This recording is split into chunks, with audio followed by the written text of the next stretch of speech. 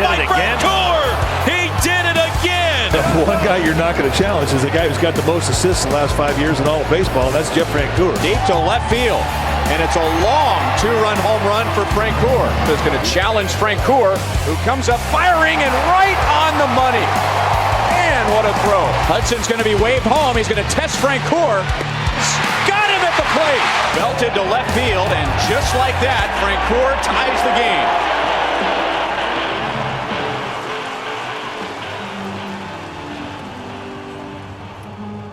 In 2017, outfielder Jeff Francoeur retired from Major League Baseball.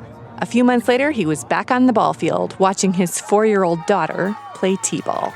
I'll never forget the first year my daughter played softball t-ball, right? I just retired, and I went to their first game. I wasn't coaching yet. We just signed her up late. And I remember watching just some of the parents, coaches, and I remember thinking, am I really watching this? 5 and 6-year-old t-ball softball, right? Shifting. They're putting 3 people on one side, and I'm like, I just want them to get the dang ball off the tee, And I just remember thinking, oh my gosh, I think I'm in for it. He's in for it. Over the last several decades, youth sports in America has done its own shift. When Francoeur was growing up in the 90s, he played all kinds of ball with friends. Basketball in the driveway, baseball in the park, football in the backyard. Nobody specialized. Everybody played what was in season at school. In the fall, Francoeur wasn't at the ballpark most Saturday mornings. He was washing the car and cutting the grass. On Sundays, he'd go to church with his family. Sometimes he'd toss a ball with his dad on Sunday afternoons, but not every week.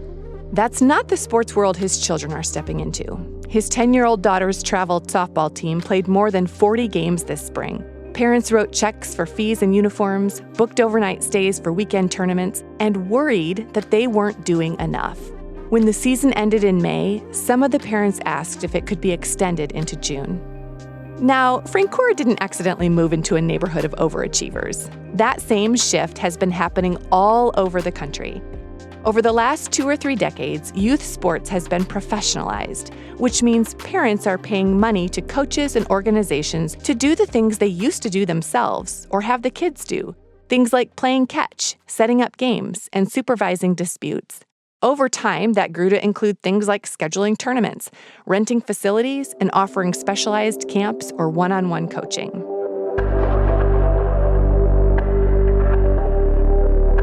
This shift has led to a lot of problems.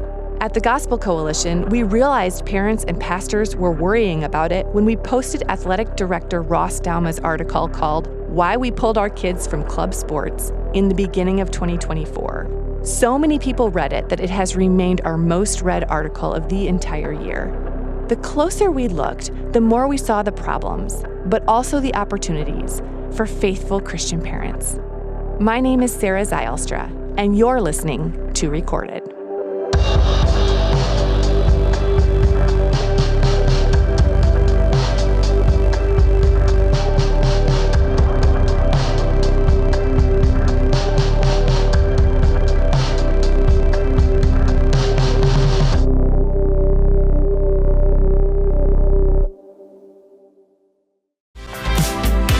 Welcome back. Whether your kids are in sports camps this summer, training, or maybe still in travel baseball, sports have become an all-consuming activity. Too many kids are pushed to take sports too seriously at too young an age. So why do we organize teams? Why do we have adults coaching kids when they're 7? Is key as far as how the kid develops in the sport, how much they enjoy the sport, what feedback the parents get. I think that they're particularly important here.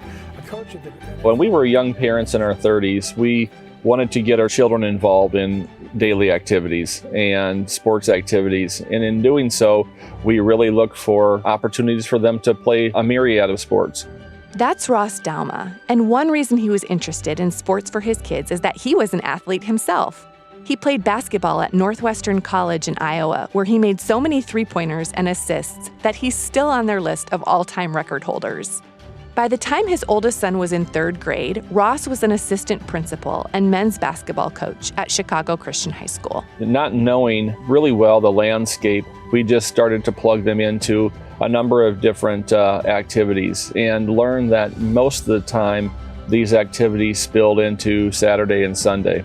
These were, I thought organizations that were very beneficial for our children looking back. We formed excellent relationships with the people that were part of the organizations, and our experiences were really positive. But we would go to work on Monday morning having really sacrificed our Saturday and Sunday for a couple months of the year, tired. The organization Ross is talking about is the Amateur Athletic Union, or AAU. Let me fill you in on them a little bit. Way back in 1888, most sports were done by amateurs who were playing for fun and by house rules. So a couple of athletes founded the AAU to get everybody competing by the same rules and to set up competitions. Americans love sports, and the AAU was immediately successful. In fact, it wasn't long before it was too successful. The amateurs began organizing professional leagues, the National Football League, the National Hockey League, the National Basketball Association. Never mind, the AAU said, we can still organize competitions for younger athletes. But after World War II, lots of young athletes went to college on the GI Bill, and the National Collegiate Athletics Association, or NCAA, gained ground. More and more young athletes were playing each other through school instead of through the AAU. It's okay, said the AAU. We're still preparing amateur athletes for international competitions like the Olympics. But then Jimmy Carter created the U.S. National Olympic Committee, and the AAU was left without much to do. By the 1980s, the only athletes left who weren't organized, monetized, and professionalized were kids.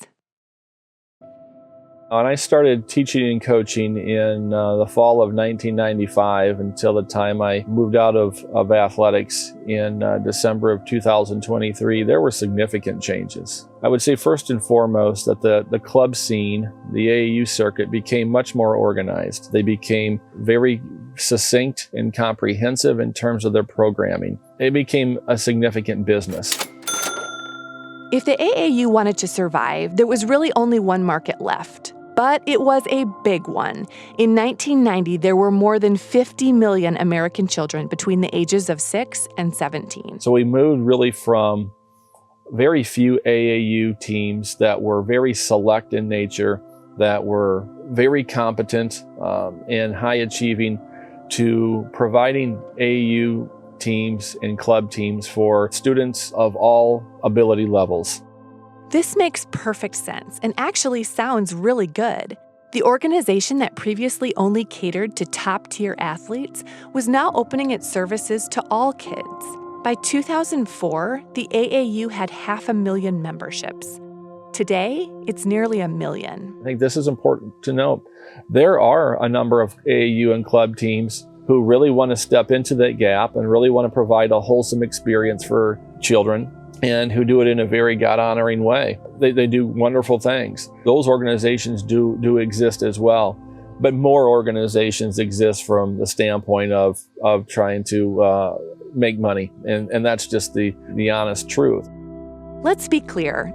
Human beings have always made money off of sports, from early Olympians winning cash prizes, to 15th century Americans betting on horse races, to Michael Jordan advertising Nike shoes. The AAU brings in about $20 to $30 million a year. That might sound like a lot of money, but friends, it is not. The AAU is one of the biggest players in the game, but it is far from the only one. Thousands of other organizations, from Little League to Pop Warner football to U.S. Youth Soccer, jumped in to offer seasons and tournaments, team and individual coaching, sports camps and clinics. And right behind them were the sports psychologists, companies making uniforms and equipment, and real estate developers building giant sports complexes. By 2010, the American youth sports industry had grown to about $10 billion. Nearly a decade later, it doubled to close to $20 billion.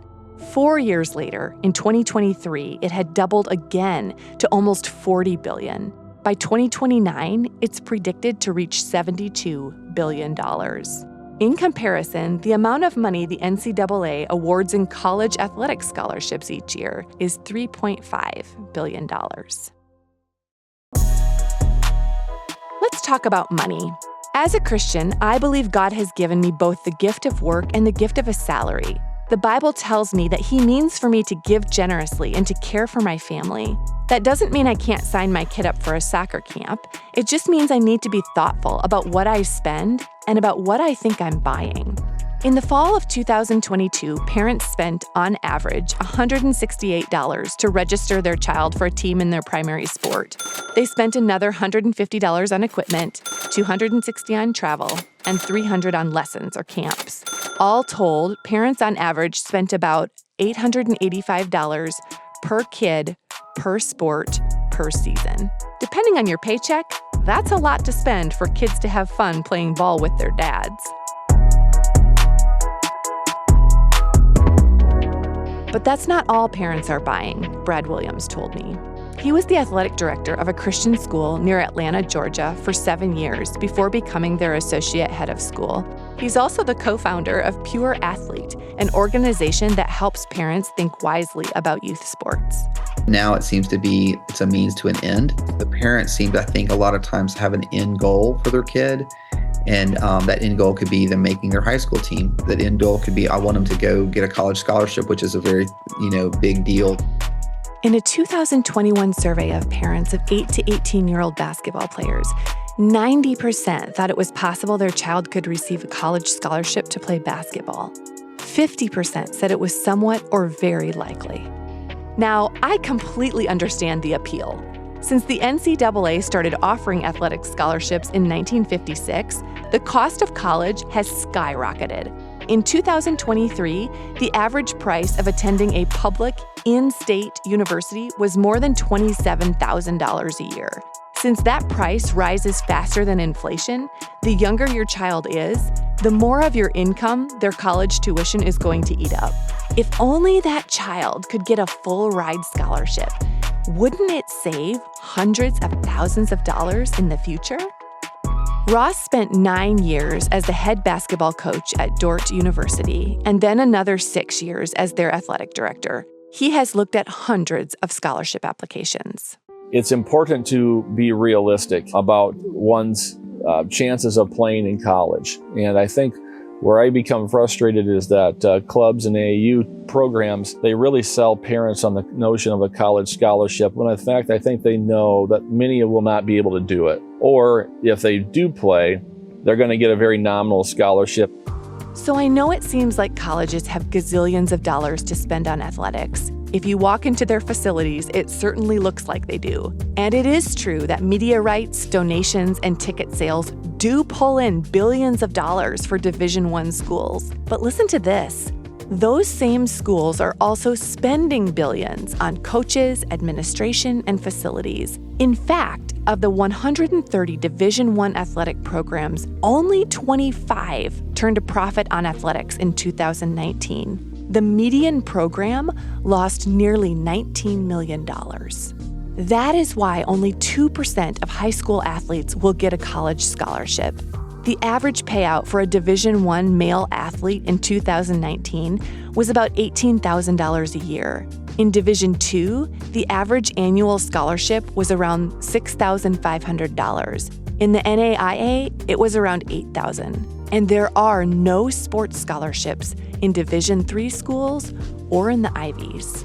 So when you get an email asking you to sign your child up for a camp or a clinic, hinting at the possibility of a future financial payout, be aware that that is a sales pitch. It wouldn't be so bad if you were just out $100 for a training camp.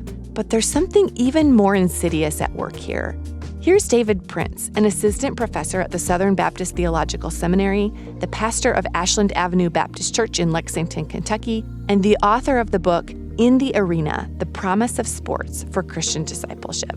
You talk about unhealthy pressure for performance, then that's going to come because the parent's going to say, I invested all this money and now you're blowing it. So the child is going to resent the parent. They're going to resent sports. The character deformation is going to happen, and it's going to end up with everybody disappointed. But sports were not the problem in that instance. The problem is a parent who has created a value that is not biblical and treated it as if it's the most important. It's easier for us to over-prioritize youth sports, even to make an idol of it when we're paying a lot of money for it. This is natural. If the uniforms are expensive, we expect a nicer uniform. If the registration is a lot, we expect a higher quality team. If the ticket prices are high, we expect better facilities. And if we invest a lot in a child's development, we begin to expect results. In the basketball parent survey, nearly 80% said it was moderately to extremely important to their family that their child earn a basketball scholarship to attend college. I tell people everywhere I can, do not use sports as a tool to try to get an athletic scholarship or to become a pro. Enjoy sports, learn from sports, form character through sports, and whatever comes from that, comes from that. Ross and his wife saw how much money AAU was costing them, but what bothered them even more was how much time it was taking. Looking back, after a few years of really living that lifestyle, we realized that we were really a tired family that was really not living as close to the Word as we possibly could. And it wasn't just one or two or three things that transpired. It was just small touches over a period of time, a slippery slope, if you will. Our children were having good experiences, but we weren't spending much time together as a family. We were missing church services on Sunday. We didn't have recreation time together as a family on Saturday because we were really being dictated by the schedules of youth sports. Part of that is our fault for sure, because we could certainly as parents step back and evaluate and discern that we were involved with too many things. But sometimes when you're just in it, you become a little bit inclined to just go and go and go, and you look around and you begin to think this is normal. So it took a bit for us to step back and say, this isn't probably the best for our family, and this isn't the normal that we desire. In September 2022, more than half of children were spending 3 to 4 days a week playing organized sports. Nearly a quarter said they played 5 to 7 days a week. Parents are basically doing the same thing. Before COVID, kids spent about 13 hours a week total on sports. Parents said they were averaging 12 hours a week, doing things like driving to practice, cheering at games, or buying and passing out team snacks. About 20% of parents spend more than 20 hours a week on these things. Nobody has noticed this more than pastors.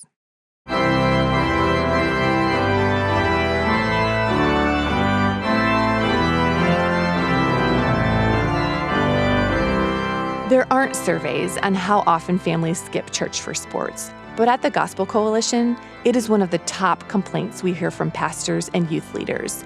They can't preach to, encourage, mentor, or disciple people who aren't there. In a recent survey, 40% of evangelical pastors told Lifeway Research it is never okay to miss church for sports. Evangelical churchgoers, on the other hand, felt differently. Only a quarter said it was never okay to skip, and a third said a few times a year was all right. 8% said that skipping many times a year was fine. It's tricky because a few decades ago, this wasn't even an issue. When Jeff Francoeur was growing up, the culture was so Christian that nobody scheduled games for Sunday mornings. That's different now. When faced with a rigorous sports schedule, what are Christian parents supposed to do? Here's David Prince. First of all, as that question is given to me often, I like to say this: that's not a problem. That's an opportunity. Right? Everybody wants to frame that as this great problem. Sports have never caused anybody to miss church ever, not one time in the history of the world. Sports can't cause you to miss church.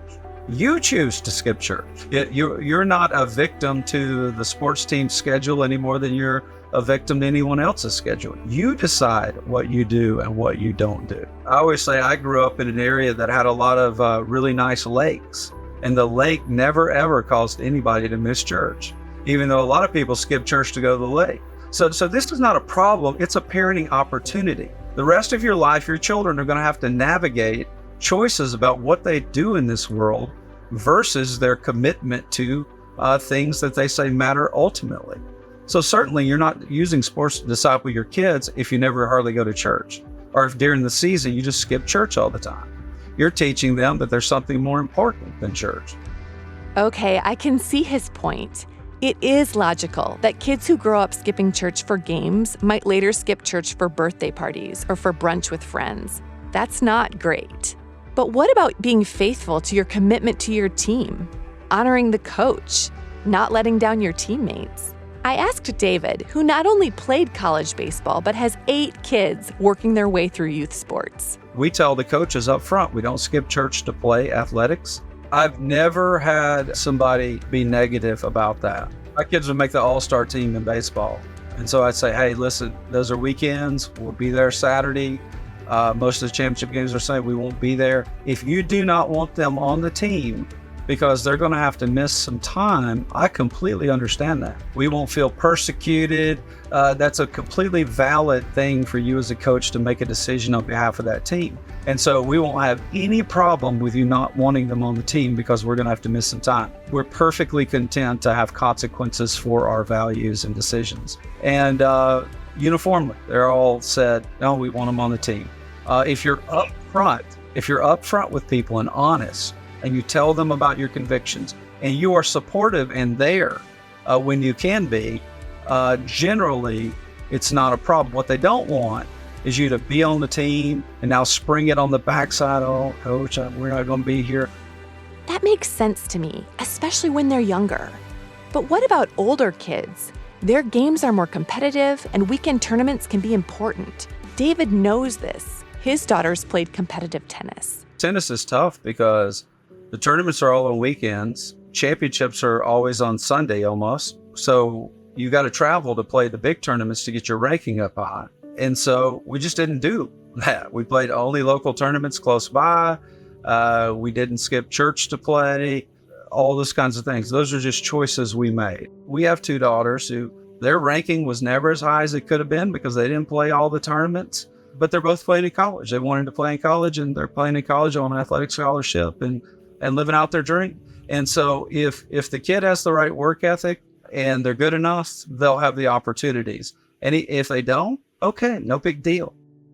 David's daughters currently play for Georgetown College, an NAIA school, and for Cedarville University, which is NCAA Division II. I know a pastor friend of mine who's totally right perspective of this. His daughter was a fantastic basketball player, but didn't have the exposure that a lot of people have. And so he took 3 weeks off when she was a junior in high school, and they went and played AAU showcases. And so she did really well, got a D1 scholarship, came back. So here's somebody who never really skipped church or anything like that and said, okay, let's put her out there and see how she does. There are all kinds of things you can do. I'm impressed. And I also get it. I know it takes a ton of hard work and drive to play collegiately, but I also think it takes a naturally athletic body, which is a gift from God. I can see how a really talented athlete could be more relaxed, playing multiple sports, not playing on Sunday, and taking long breaks, and still be successful. So I asked Jeff Francoeur what he thought his dad would have done if there had been Sunday games, and Jeff didn't even hesitate. He said, we would go to church, and I would play whatever game was after that, and that would be that. I believe him because Jeff's dad didn't put a lot of emphasis on baseball. When Jeff was 12 years old, he told his dad he was tired of it and wanted to quit. Jeff spent the whole summer swinging golf clubs instead. And he never did specialize. All through high school, he played on both the baseball and the football teams. From June to January every year, he never even picked up a baseball. But he was also 6'4", 225 pounds, and could throw harder than 85% of major league players. When he graduated from high school, Jeff turned down a scholarship to play football for Clemson, a D1 school, because at the same time, he was also a first-round draft pick for the Atlanta Braves. Okay, so some kids, those who play professionally or even collegiately, are exceptionally gifted by God. But what about the regular kids? The kids who just want to play with their friends, have a good time, and get some exercise. What are they supposed to do? In 1993, a Swedish psychologist named K. Anders Ericsson published a study claiming the difference between an expert and a mediocre violinist was how many hours they practiced, specifically an average of 10,000 hours. He also noted that the earlier one begins to practice, the better. 15 years later, author Malcolm Gladwell used that study to advise readers of his book Outliers that if you want to get good at something, you need to start young and put in at least 10,000 hours. 5 years later, a group of researchers in Chicago wrote that, quote, these concepts have been extrapolated to sports, end quote. They defined athletic specialization as an intense, year-round training in a single sport with the exclusion of other sports. And they noted that it's becoming increasingly common. Here's Brad, the athletic director of a Christian high school in Atlanta. The big theme we get from parents is my kid falling behind because he or she's not playing this sport year round, and there's kids doing this year round, and when they compete, this kid who's 12 is going to beat my kid who's 12. This is especially worrisome for parents of regular kids, because if my child can't compete, then he can't play on the team. And not only is it fun to play on the team, but that's a built-in group of friends to practice with, laugh with, and compete with. That social piece is really important because we know we live in a world where screens are isolating our kids. Our anxiety is fueled by our own screens because on social media, it seems like all those other kids are having a great time, winning games, going out for ice cream, and having birthday parties with their team friends. Here's the thing about anxiety.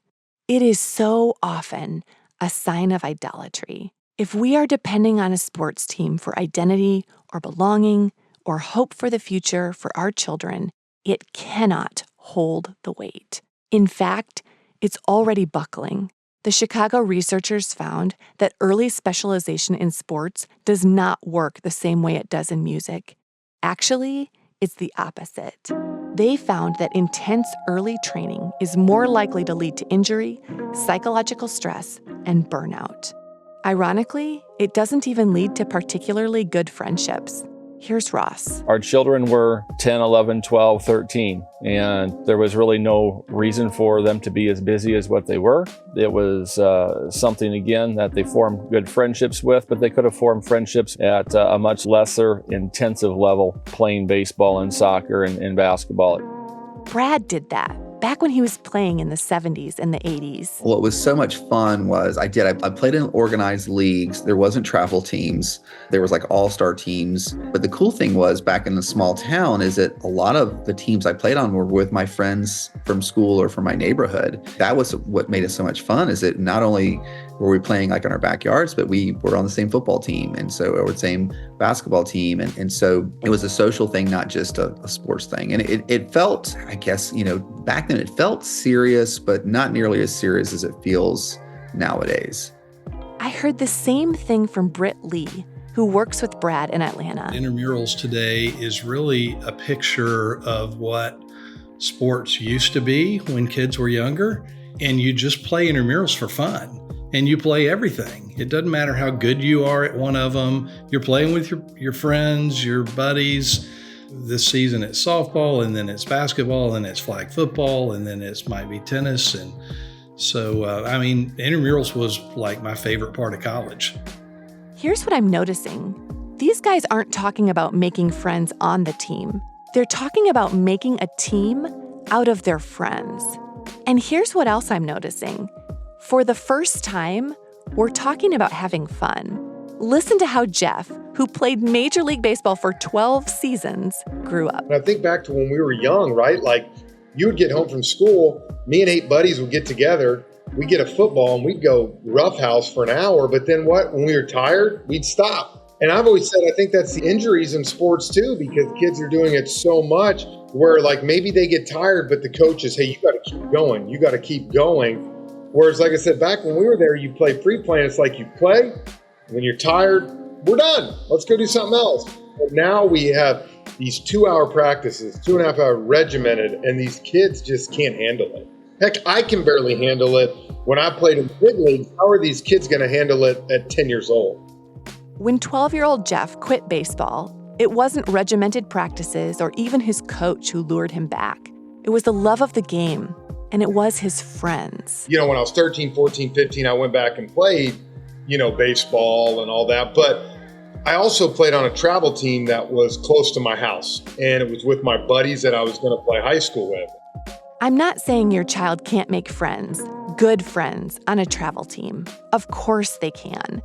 But in general, it does seem like those friendships are more transitory because those teams change from season to season. Those kids don't usually go to school or to church with your kids. They aren't usually hanging out together outside of practice and games. When I talk to college students who played competitively in high school, they compare sports friends to work friends. Actually, compared to the rough and tumble backyard play of the past, a lot about today's youth sports, from the schedules to the logistics to the stat tracking, looks like work.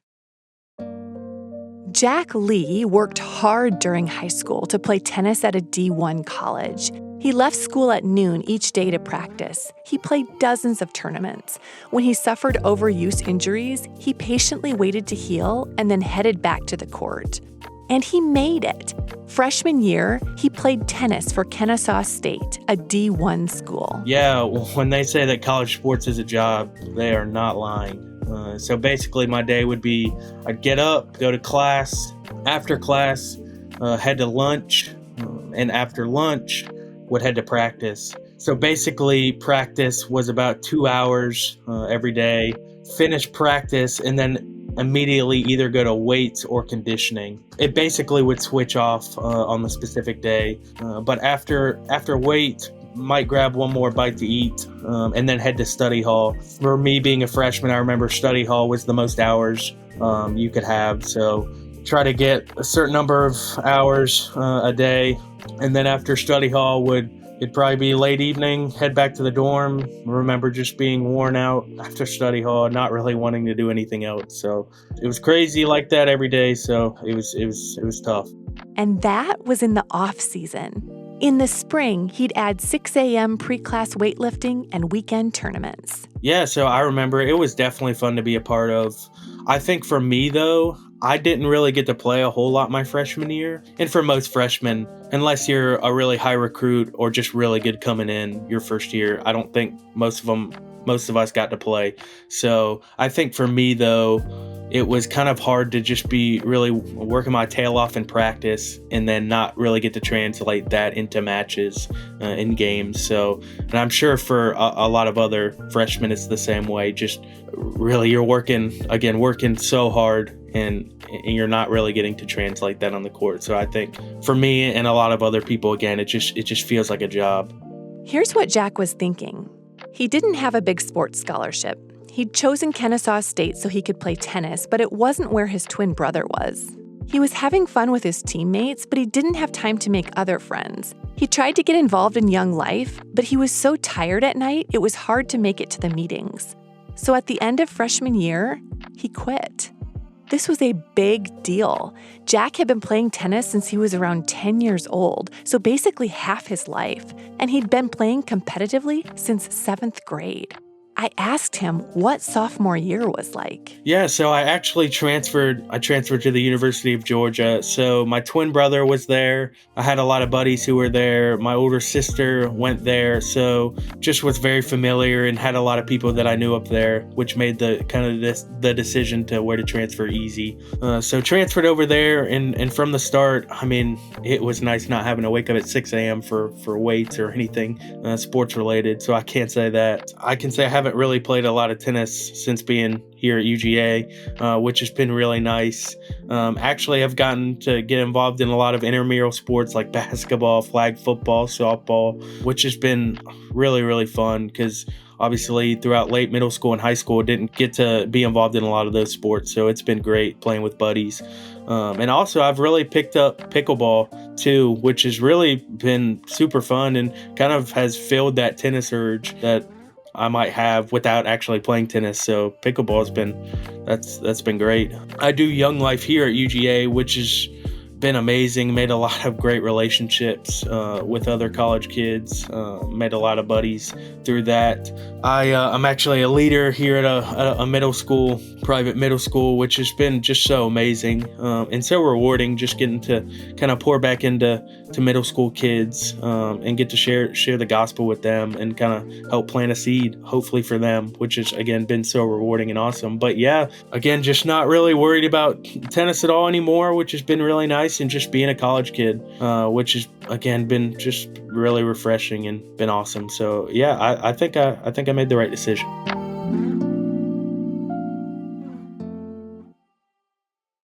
At his high school in Chicago, Ross and his wife Shawn noticed that their kids, like Jack, seemed to have lost the joy of the game. As I continued to coach and teach and observe other families, I saw the same thing, that they were tired.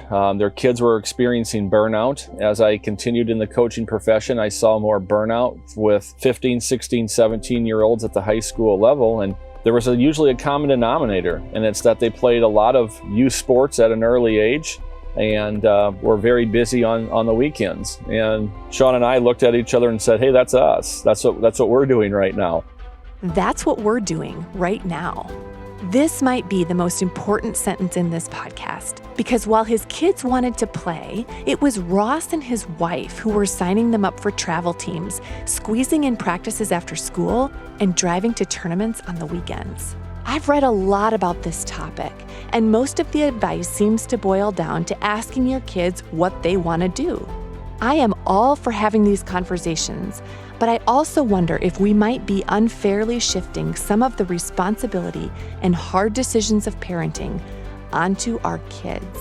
Because sometimes, yes, our kids want to quit because they don't love hard work, and they need to be reminded to honor their coach and the commitment to their team by showing up and working hard.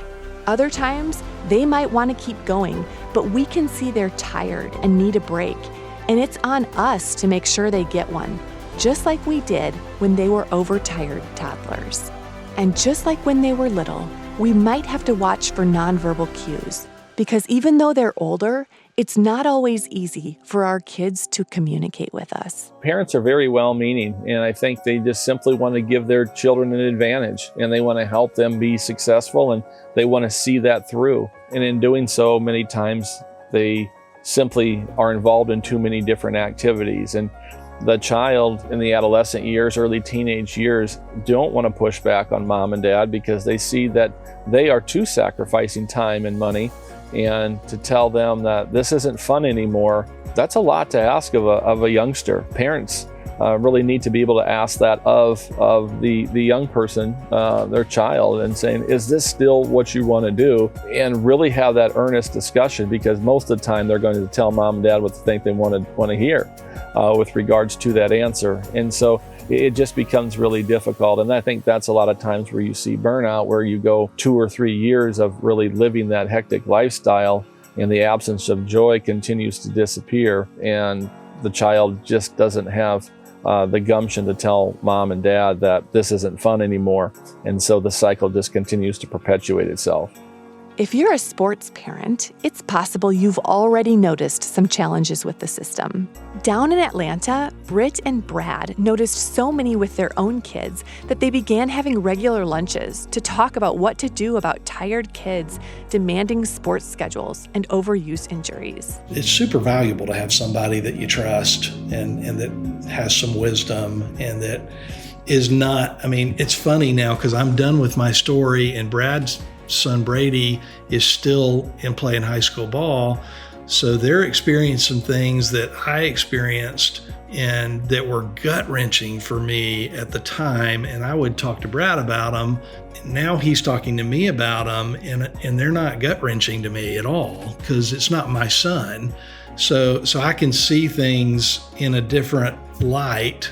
And so that to me kind of proves out the value of having somebody else who's not quite as emotionally involved in it as you are, because it's, we're so emotionally involved in our kids. Brad and Britt talked about it so much that in 2022, they created Pure Athlete to help other parents navigate the pressure. Jeff joined them in launching a podcast. We weren't expecting it to resonate as much as it has. The trio weren't sure how many episodes they might record, but they ended up getting so much feedback they've now released more than 80. They're averaging 25,000 downloads a month, and they have more than 55,000 followers on Instagram. The response we've gotten from parents is, whether it's the Holy Spirit or whatever, or conscience, whatever it is in them, they're realizing that it's not healthy. And so a lot of them are calling and DMing us and asking us, what do we do? There's something in their guts telling this is not right. And they're asking, what do we do now? What do we do now? As Christian parents who want to glorify God and enjoy Him forever, and who want our kids to do that too, what do we do? How do we play sports in a way that delights in the goodness of a perfectly executed pass or a beautifully arced shot, but also fights against all the ways sin has crept in? Sometimes it's easier to get clarity when we ask somebody who is doing it wrong. My family wasn't a Christian family. Basically, our community was the sports community, and that's what we did. And so, I grew up with a real sense of, I didn't feel like I needed anybody or anything. I was achieving the goals that I wanted to achieve athletically. I was in college. A guy invited me to church. He wasn't a godly guy or anything. I'd go out and party with him. But he just happened to have a family that went to church. So I went to church, and the pastor read, "For all have sinned and fall short of the glory of God." It made me angry. I'm like, who is this jerk to say that about me? So I decided I was going to go home, find a Bible. We didn't hardly have one in our home. My sister had one of those little zipper mural Bibles. So I found it, and I figured out where the book of Romans was, where he was talking from, and I thought, I'm gonna prove this guy wrong. Romans has slayed better men than me. And so when you're looking for self-justification, Romans is a really bad place to go. And so by the time I got through reading about chapter 5 of Romans, I was on my knees crying out for God to save me.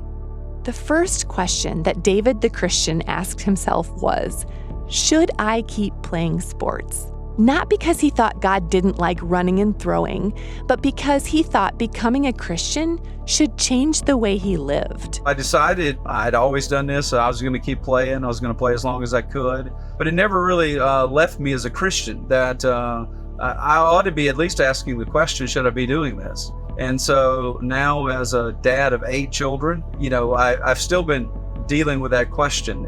To be clear, David's not asking if his kids should be active. We're all in with athletics. My boys were still at home. I had a batting cage in the backyard, a pitcher's mound in the backyard like I did growing up. So we're all in. We love sports. I love baseball more than anybody. I know. I see a beautifully turned double play. I say, praise God. David loves sports the way some people love music or dancing or the ocean. He loves it because God made it, and it is good. Exercising is a way to honor and care for the bodies that the Bible calls temples and living sacrifices. The benefit of sports is that they test you. I always say sports don't build character. Otherwise, every athlete would have the greatest character. That's not true. But what sports do is they expose character because they put pressure on you. I know exactly what he's talking about. I have sat on lots of bleachers watching my 2 sons play sports. And I have been amazed at the strength of my emotions toward the other team, toward the refs, toward the parents on the other team. I can't think of anywhere else where the dark sin of my own heart surfaces so quickly. I don't think I'm alone. Every time a parent screams at a coach or a child throws his bat, that's sin. And here's David telling me that the exposure of that sin is the greatest value youth sports has to offer. Not the potential scholarship, not the friends, not the wins, not even the exercise. It's the chance to see your child's character and your own. Because when you see it, you can ask the Lord to help you work on it.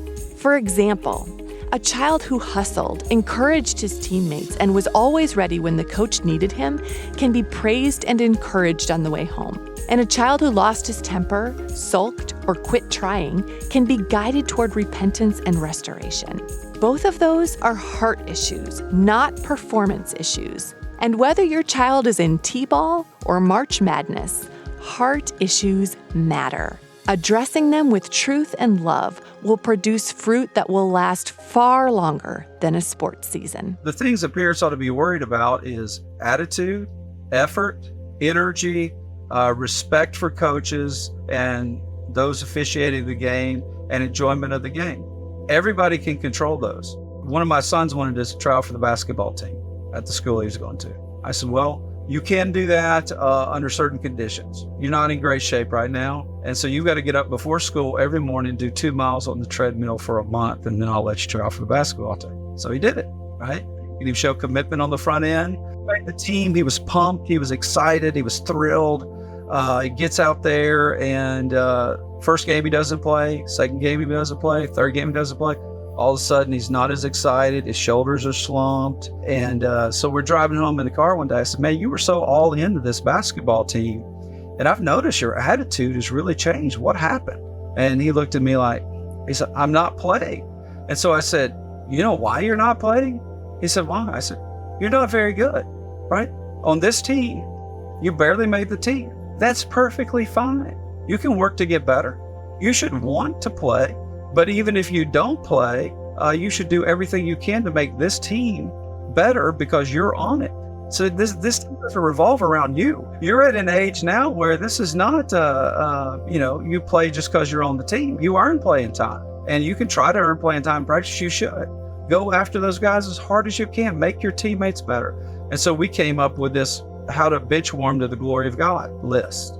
Of course, I asked him, what was on it? Sit on the edge of your seat. Don't lean back in your seat. Don't talk about anything with anybody during the basketball game that isn't about the basketball game. During timeouts, you're the first one off the bench. You're high-fiving your teammates as they come over.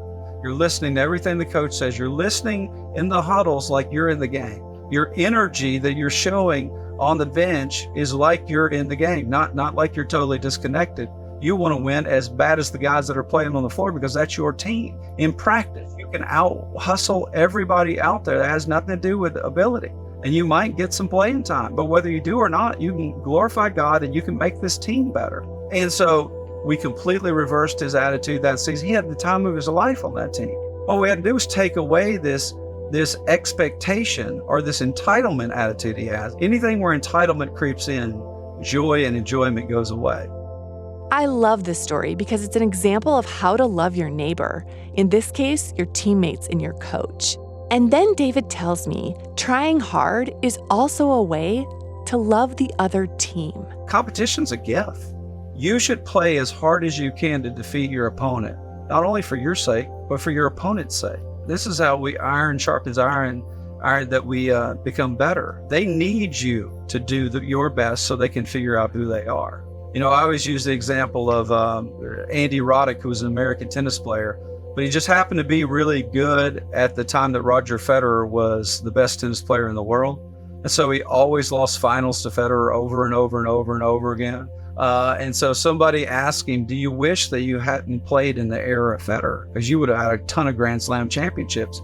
And he said, are you kidding me? He said, you don't know why we play. I became a better tennis player because I was trying to match the standard of Roger Federer. He said, one of the greatest privileges of my life was to compete against Roger Federer. See, that's what's going on here for somebody who keeps this in the right perspective.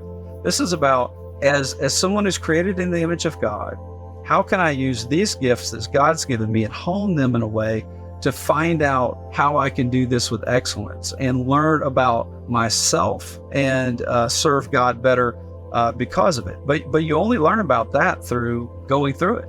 When Paul talks about perishable wreath and an imperishable wreath, winning it, there's something more than a perishable wreath, but you don't actually learn the lesson of the something more well through athletics unless you really want to win the perishable wreath. This reminds me of something the football coach at Dordt University said to me a while ago. Playing sports is like modeling Jesus, the lion and the lamb. Jesus the lion was unquestionably stronger than Satan or death, but Jesus the lamb was completely submitted to the will of his Father, and because of that, we have salvation.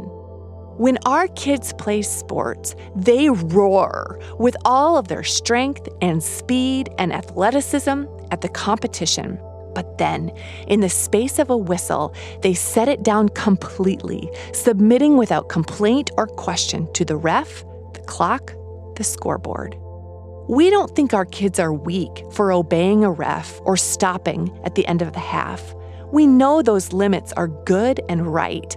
They're even beautiful. Obeying them is what makes the game work. And that makes me wonder, can we, as sports parents, also model the lion and the lamb? What would it look like to give youth sports our all? Maybe it means practicing with our kids in the backyard after dinner, willingly organizing the volunteer sign-up sheet, or serving cheerfully as the assistant coach. Maybe it means waiting after practice for our kids to get in extra shots, buying team-colored hair ties for all the girls, or offering to run the scoreboard during games. And at the same time, we must be willing to lay down youth sports, to submit it underneath the priorities of regular church attendance, real-life friendships, and healthy bodies. Maybe that means choosing a team with a lighter schedule or one that plays closer to home. Maybe it means switching sports throughout the year. Or maybe it means quitting.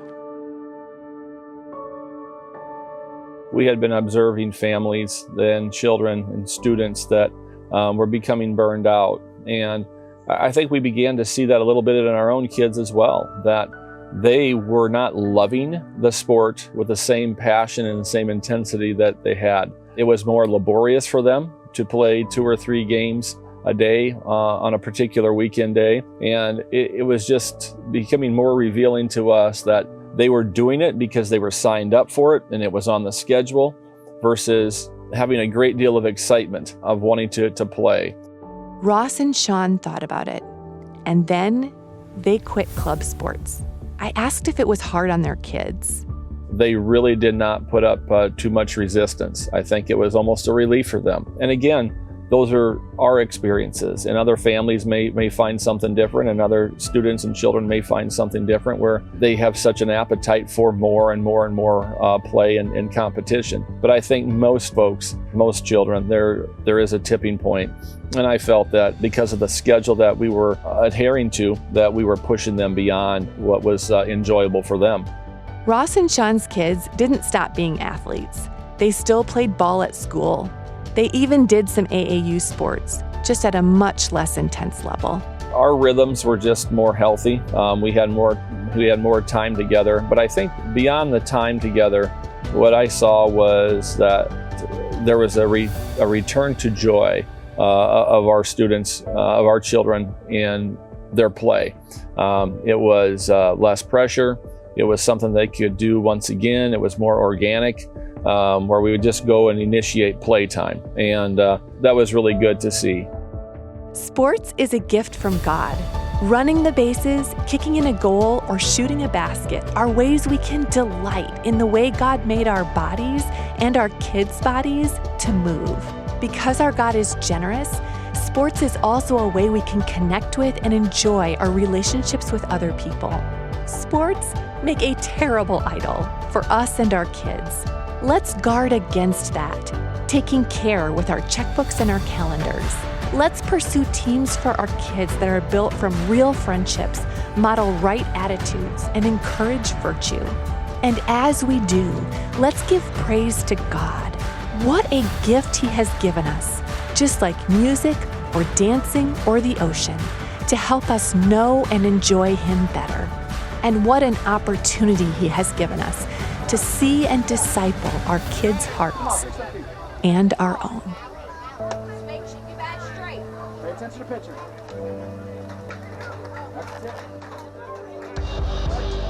Thank you for listening to this episode of Recorded, which is part of the Gospel Coalition's podcast network.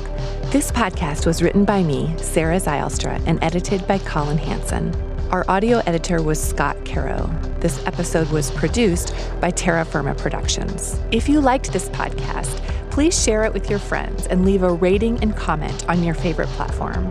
To support more episodes of Recorded, please consider making a financial gift at tgc.org/donate.